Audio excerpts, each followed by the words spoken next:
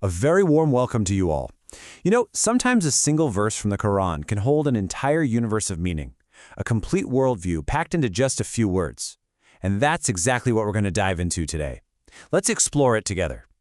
So here it is. This is the final concluding verse of this 17th chapter of the Quran, Surah Al-Isra. And notice how it starts. It begins with the direct command, and say. This isn't just a passive description of God. It's an active instruction for believers, for us, to proclaim these truths out loud. And what follows that command is just this profound declaration of God's absolute and unique nature. So how does the verse actually build this incredible picture of God's greatness? Well, it does it in a fascinating way. It starts by telling us what he is not. It uses three really powerful negations to just clear away all the common misconceptions, building a pure and solid foundation of monotheism. Okay, so the first negation is immediate and direct. God has not taken a son. Now, classical commentators and Tafsir often see this as a clear refutation of concepts like the Christian Trinity. From an Islamic perspective, you see, the idea of attributing a son to God implies a kind of human-like need or relationship which completely contradicts his absolute, self-sufficient, and unique existence. The second negation builds on this idea of uniqueness. You have to remember, the idea of a partner in dominion was central to the polytheistic world of pre-Islamic Arabia. So this part of the verse directly refutes any notion of shared divinity. It affirms that God's authority over all of creation is total and it is exclusive. There are no junior gods, no demigods, no other powers sharing his throne. And then we get to the third negation, which really gets to the heart of what true power is. It clarifies that God doesn't need allies or protectors because, well, he has no weakness to protect from. Think about it. Human kings and rulers, they form alliances out of necessity, out of fear. This verse declares that God is entirely self-sufficient. His power is inherent, and he is absolutely beyond any form of dependency. Okay, so after establishing what God is not with these three powerful negations, the verse makes this brilliant pivot. It moves from defining God by what's absent to commanding our active response to his absolute perfection. Right. So once you've truly understood that God is free from the imperfections of needing a son or a partner or a protector, what's the only logical response? It's to glorify him.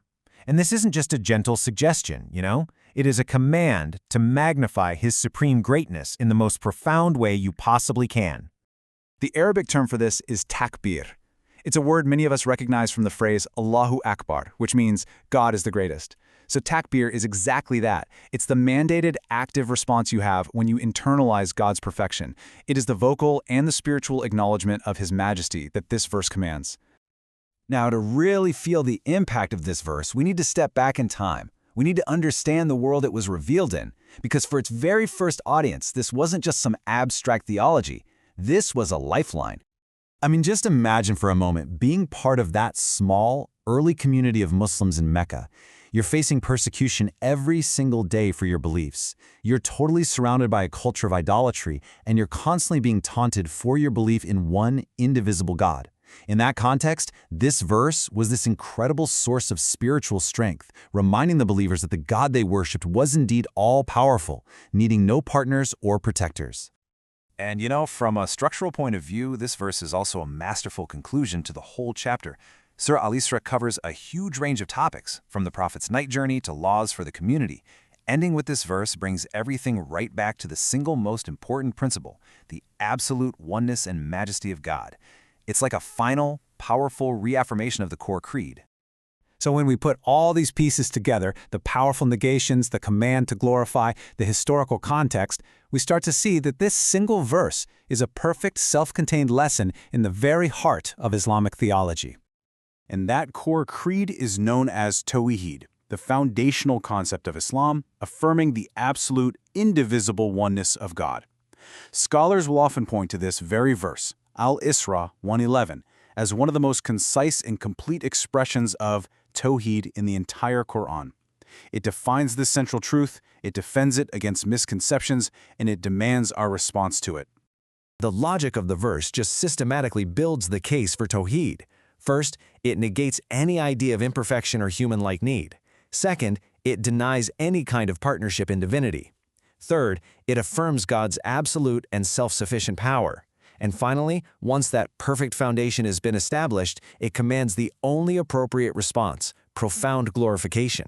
It's a complete theological argument in a single sentence. It really leaves us with this incredible thought, doesn't it? How can a single sentence contain an entire worldview? This verse, with its elegant structure and profound depth, just demonstrates the power of divine language to convey a complete understanding of God and our relationship to Him. Thank you so much for exploring its meaning with me.